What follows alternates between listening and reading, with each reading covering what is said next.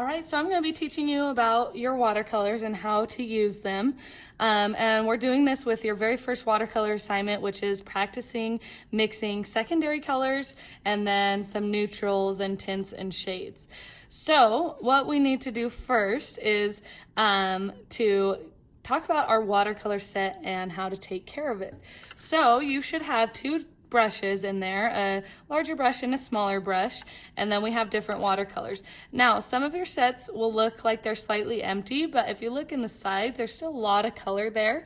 Now, these colors are pretty expensive. Like each refill costs more than $1, so we do want to use them until they're completely empty, so we make sure we're being frugal and wise with that. You'll also need a cup of water, and you don't want to fill it more than halfway, just in case of a spill. It's not a ton of water going around, plus you don't even need more water than that. That's plenty. So the first thing we're going to do is, we can use our bigger brush for this for the most part, so you can set your smaller brush back into the mixing palette. We're gonna get our bigger brush filled with water, so I'm just swirling it around the water in there. And then I'm just gonna touch the brush onto each of my colors. What this is gonna do is start activating them, and it's gonna give me a stronger color. The water's gonna start soaking in and bringing out that pigment so it gets your color stronger. Now what I'm going to do is decide which color I want to start mixing first, or painting first. So I'm going to paint my two red boxes here. Now when you paint, you do want to practice being neat and painting inside the lines for our assignment later. So now what I'm doing is I'm spinning my brush inside that red paint, and you'll want to do that if this is the first time using that red paint for the day. You want to do this for about 30 seconds, and that's going to really activate that color. If I do it less, I'm going to get a really light and bland color. So I really activated the color, and now I'm going to very carefully paint inside this box the best I can. Now, if you're noticing your color is too light, you can just stop, spin your brush inside the red well again, and then come back and paint, and then you'll notice that it's stronger. Now, if you go outside the box just a little bit, that's okay, because this is mostly for practice, but I do want you to do your best to keep it neat. So there's one of our red boxes, and then I could come in and paint this one as well. And again, trying to keep it super neat. Now, one thing we want to consider while we're painting with watercolors is not having to wash our brush too often. So since I already have red on my brush, I'm gonna go ahead and mix the purple. So even though I didn't paint the blue yet, I'm gonna go ahead and mix the purple. So I'm filling up more red into my brush, and now I'm gonna bring it over to the mixing well. And then I need to rinse my brush before I touch the blue, because I don't wanna mix red into my blue paint there. I can wipe it on my paper towel to see that it's clear. And then I'm going to spin the brush into blue just a little bit and get that activated. And now I can mix this up. Now that turned into more of a blue purple, so a little bit too much blue. So I'm gonna just rinse my brush, grab some more red, and add that till I get more of a middle purple. So just keep tweaking your color till it is right. So that's more of a purple, and now I'm gonna go ahead and paint that in this space. And once that's done, I'm good. So what I can do is I can wipe out my color mixing palette there, so I have room to mix more colors. I know I have more wells there, but since I'm done with purple, I might as well just clean it as I'm going. So now what I'm going to do for the rest of the top, and I'll speed this up into a time lapse, is I'm going to finish painting all of these little boxes. And again, make sure you rinse your brush in between your colors so you don't accidentally get color that doesn't belong inside these wells. Because remember, they're pretty expensive, so we want to treat them nicely. One thing that I forgot to mention is how that you need to pull your brush to get your paint to look smooth. So you'll never push your brush like this, because if you do, the bristles can spread out and make it look messy. You always want to pull your brush, and that makes it look neater. Another thing is, if you notice your color is not looking like mine, like let me show you an example of when students don't have enough water, their paint can look like this. And you don't want to see that. You want stronger paint. So make sure you have just enough water in your brush so that it can really flow, but not too much that the color ends up being too light. So you have to practice getting that color balance or that water balance. So there you go. We have red plus blue equals purple, red plus yellow equals orange, yellow plus blue equals green. And now when you're mixing colors, if you notice that you accidentally got a color into one of the colors that shouldn't be there, so I got a little bit of blue into my yellow, all I need to do is clean my brush really well and then wipe that inside that mixing well a few times. And what that's basically doing is just wiping out that unwanted color. So if you do that a few times, then you should be good to go, and then it'll be back to yellow. So awesome. Now I have a couple more places that I can paint orange, green, and purple down here that I forgot to mention earlier. So before I wipe out my orange and green that I mixed, I'm gonna use it down here in these boxes. So this down here is all about mixing complementary colors. So these are colors that are opposite each other on the color wheel. So that means they don't mix very well. They usually end up resulting in more brownish tones, brownish colors.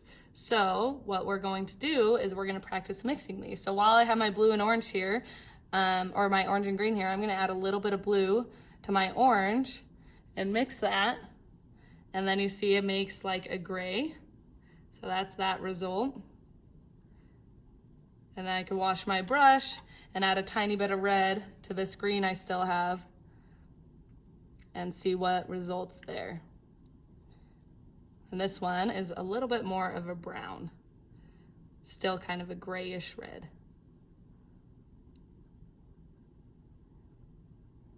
Okay, now I can keep painting these sections, and then we'll talk about the black and white next.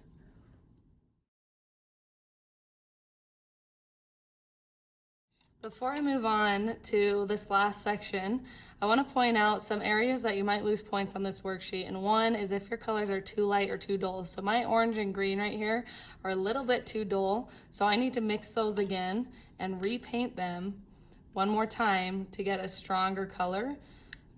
That way I can see the color better, and it just results in better painting overall. Remember, you may not think it's that important just for this worksheet, but we practice what we preach, meaning we are going to end up doing this on our projects if we practice it. So we want to do what we want for our projects on our worksheet so that our projects turn out successful as well. So all I'm doing is quickly remixing that orange and green and painting another layer. It doesn't have to be a super strong layer, just one more layer is gonna make it a little bit better. So now that that's done, you can see my mixing well is all filled. So I'm gonna just take my paper towel again and wipe out my mixing well. And then I am good to start mixing white and black.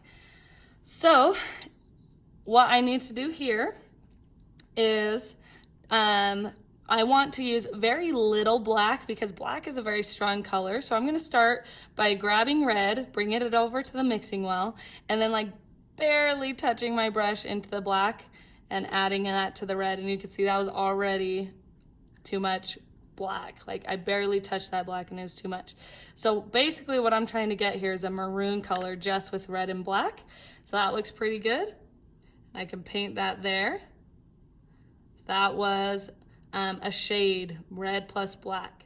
Now I'll do the same thing with navy blue. I'm gonna grab some blue, bring it over to the mixing well, barely any black, and mix it there, and then paint it, and now I've got a nice navy blue. And then my next one is what's called a Medallion Yellow. So it's just like a kind of almost a golden type yellow.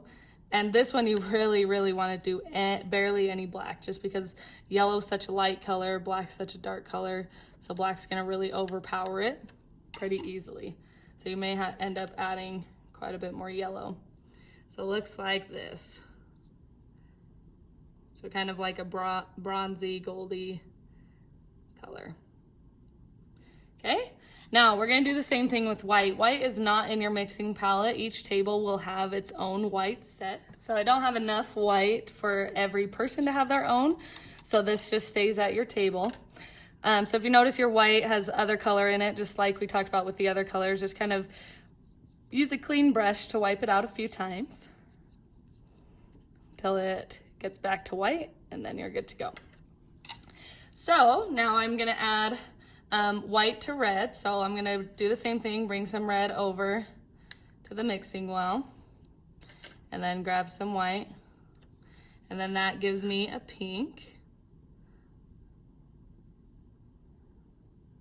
The next one is a sky blue, so grab some blue to the mixing well, and then some white, and then I get a nice sky blue. Again, trying to stay in the lines, trying to keep it neat the best you can.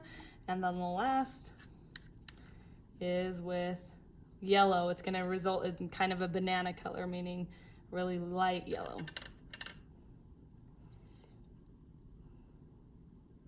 So that is how to complete this first worksheet. So, best of luck with yours. When you're done, you need to take a picture just like any others with your Chromebook and submit it to this assignment. It's called worksheet number 1, color mixing, primary plus primary. And we have then the complements and neutrals, tints and shades down there. So when you're done with this worksheet and it's been submitted, show Mrs. Holtree, me, and then I will give you the next worksheet and you can move on to the second video for mixing your tertiary colors. Now that you're done with your worksheet, we just want to remind you about cleaning your watercolor set. So first thing you need to do is take your paper towel and wipe out your mixing wells. And then the next thing you need to do after that is rinse out any brushes you use. Just brush them on the bottom of the cup a few times to get them cleaned. And then drop them back into your side of your palette. Close the palette. And that's it. Remember, you never, ever, ever rush this palette underwater, because if you do, the color pigment will wash away. And remember, this is pretty expensive. So we never run the palette underwater. We always just use paper towels to clean it up. So use as many paper towels as you need to get this mixing well clean, but never run it under the sink. So that's it. Make sure you empty the water cup and leave it by the sink, and return any white paint that is at your table. And that is it.